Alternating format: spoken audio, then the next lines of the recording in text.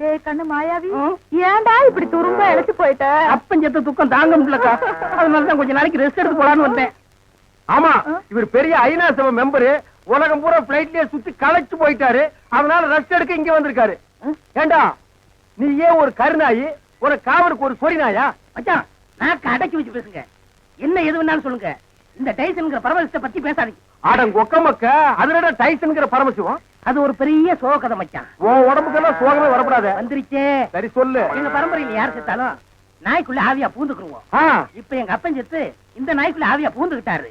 சட்டப்படி எங்க அப்பா சாகல. நாய் தான் எங்க அப்பா, எங்க அப்பா தான் நாய். அப்பா அடக்கி போய் போட்டதாயே எட்டி ஓட்ட. எங்க அப்பனை ஒண்ணு பண்ணிடாதீங்க.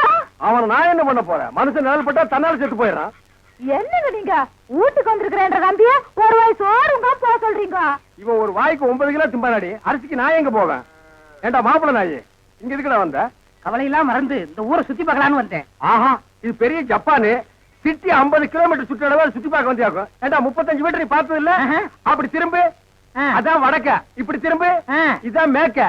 அப்படி திரும்பு, அதான் தெக்க. அப்படி திரும்பு, அதான் கிழக்கு. அப்படி மச்சான், வீட்டுக்கு வந்த மகாலட்சுமி எட்டி வச்சுட்டீங்களா?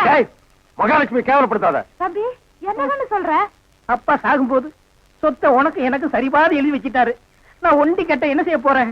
சொத்தை உன் பேருக்கு எழுதி வச்சிட்டு கொஞ்ச நாளைக்கு இருந்துட்டு போலான்னு பார்த்தா என்ன சொத்து பத்துங்கிறான்? இந்த பன்னாடு நாய்க்கு 10 நாளைக்கு சோத்த போட்டா காலை சுத்திட்டே கிடக்கும். கண்ணா, அப்படி ஒரு ஓரமா உட்கார்ந்து ஒரு வாரத்தை சோத்துட்டு ஓடி போறியா? ராசா நீ வாங்கண்ணே. அதுதான் நடக்காதுடி. நீ மட்டும் உள்ள போ. இந்த நாய்க்கு அந்த நாய்க்கு வெளியில ஒரே தட்டுல சோத்த போட்டு வை. நீ வாங்கண்ணே. வா ராசா.